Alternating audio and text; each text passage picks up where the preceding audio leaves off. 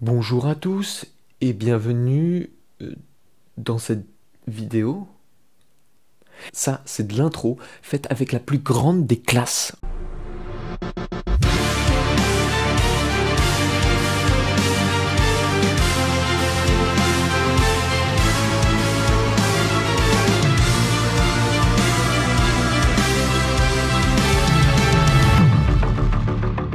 Donc, bonjour à tous, bienvenue dans cette vidéo. Aujourd'hui, nous allons parler d'une BD, oh, comme c'est étonnant, la BD qui se nomme Le Petit Prince. Mais attendez voir 5 minutes, Le Petit Prince, ça serait pas une œuvre de Saint-Exupéry? Parce que là, je suis complètement perdu. Eh bien si, et nous allons pas parler simplement de l'adaptation faite par Johannes Farr, qui pour moi est cool, du moins c'est une bonne idée, je trouve, d'adapter des grands chefs-d'œuvre de la littérature en BD. J'ai toujours adoré ce principe, même si beaucoup sont contre, et je comprends tout à fait. Mais il n'empêche que je suis plutôt pour, si ce n'est que je n'aime pas le dessin de Johannes Farr. Et là, les pros de la BD, tous les BD-philes en général vont me lyncher, et je vais prendre sur moi et accepter cet état de fait. C'est vrai que, bon, à chacun ses goûts, Johannes Farr, moi je suis désolé, je ne vois pas l'intérêt de son dessin, je ne piche pas le côté poétique, pour moi c'est un dessin simpliste. Mais, attention, si vous aimez, et que vous trouvez qu'au contraire il y a une notion très très poétique, que le fait que ces petits traits sont saccadés, etc., ça donne justement une notion un peu onirique, je comprends. Vous pouvez tout simplement m'expliquer en commentaire pourquoi vous appréciez, et tout ira bien dans le meilleur des mondes. Je veux dire, c'est pas la peine de me taper dessus. Donc non, là on va pas parler de l'adaptation de cette œuvre littéraire, mais plutôt de la suite des aventures du Petit Prince. Et oui, parce qu'il y a eu une suite, pas vraiment canon on va dire, mais un hommage avec ce même personnage qui a été fait en dessin animé, d'ailleurs, avec le générique fait par Yannick Noah, que je trouve très sympa.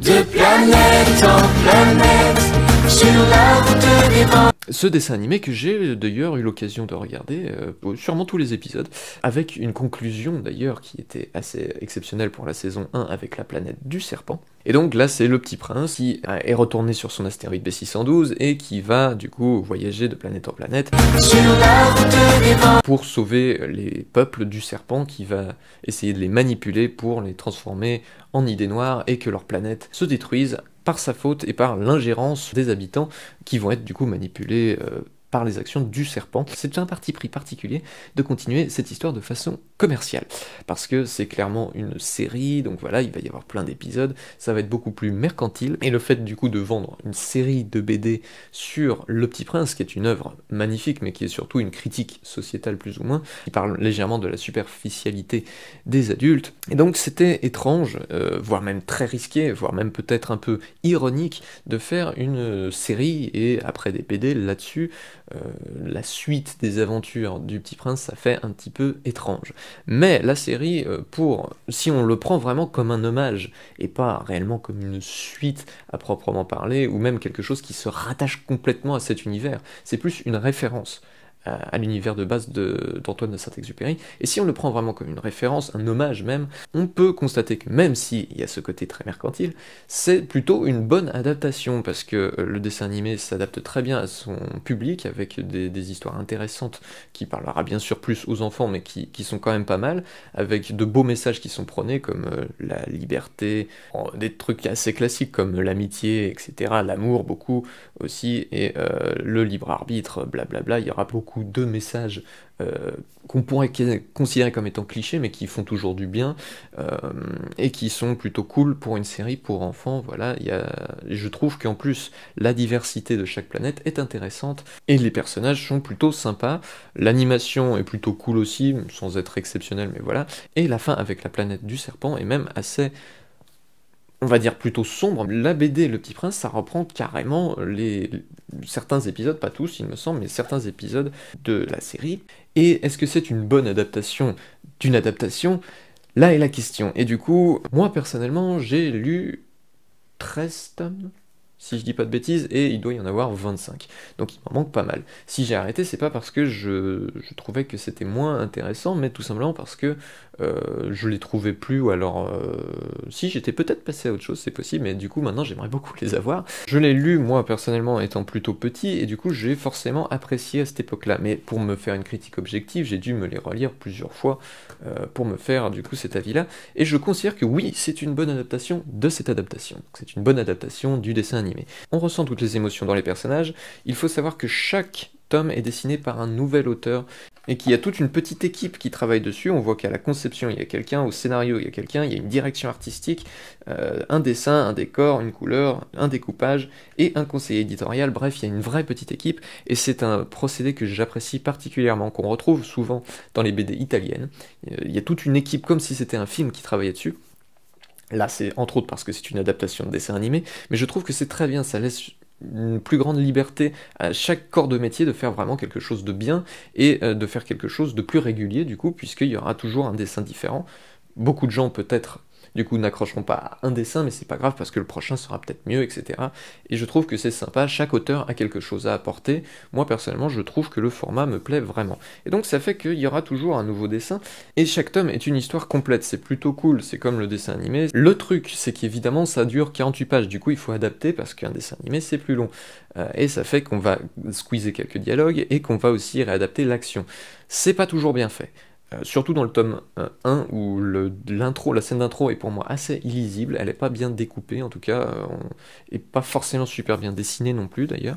Donc du coup ça fait que parfois l'action est pas super bien retranscrite, et ça fait aussi que des fois, comme pour la planète du Ludoka par exemple, on va vraiment couper énormément de ce qui va se passer. Ils arrivent en une page sur la planète, et en 2 pages, ils vont faire un quiproquo, et ce quiproquo va être réglé dans la 3e page.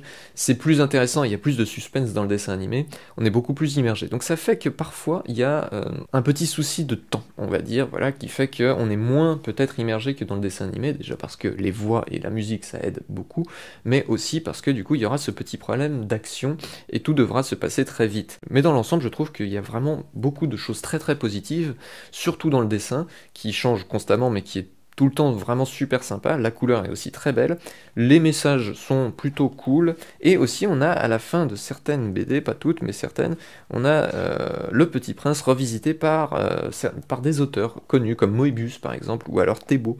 Là, dans ce tome-ci, là, la planète de l'oiseau de feu, c'est Thébault qui fait son adaptation en 3-4 pages du Petit Prince, et je trouve le principe super amusant. Donc voilà, en gros, je peux pas parler de tous les tomes indépendamment parce que ça n'aurait pas beaucoup d'intérêt. Le message global c'est souvent la même chose, et les problèmes c'est souvent les mêmes, donc c'est effectivement un manque de temps, mais aussi parfois un manque de lisibilité, et une action qui s'enchaîne peut-être parfois un peu vite, ce qui empêche une grande implication du lecteur. Mais il n'empêche que, en tant qu'adaptation, et même en tant qu'histoire en général, je trouve que c'est une très bonne saga, limite d'aventure du coup, qui plaira évidemment, c'est sûr, aux petits, mais qui peut tout à fait plaire aussi à des férus de BD ou des adorateurs du Petit Prince, même si, bien sûr, il faut quand même garder en tête que ça reste un hommage, une adaptation, et pas une suite à proprement parler, parce que si c'était le cas, ça fait un peu... ça sort trop de l'univers poétique d'Antoine de Saint-Exupéry. C'est vrai que moi qui suis un énorme fan de ce livre-là, que je trouve exceptionnel, là c'est sûr que c'est beaucoup plus léger, les messages sont pas les mêmes que ceux du livre, et sont surtout pas autant une critique de la société que l'était Le Petit Prince de Saint-Exupéry, mais en tant qu'œuvre pour enfants et en tant qu'œuvre, oui, d'aventure plus ou moins, je trouve que c'est une bonne BD, voilà. Donc je la recommande évidemment si vous arrivez à la trouver, parce qu'il y a quand même un grand nombre de tomes, mais je trouve qu'ils ont su s'arrêter à temps. 25 tomes, c'est plutôt une série sympa, il n'y avait pas besoin de faire forcément moins, ni plus, et donc non, ça a su s'arrêter à temps. Et même si c'est un produit purement commercial, je trouve qu'il y a vraiment eu un vrai travail artistique dans cette adaptation, ça aurait pu être fait beaucoup moins bien. Merci d'avoir regardé cette vidéo, n'hésitez surtout pas à liker, vous abonner, partager même, qui sait, peut-être que vous avez envie de partager ça à vos proches, et moi, vous savez la visibilité que ça pourrait me donner quand même. Donc voilà, n'hésitez pas à faire tout ça.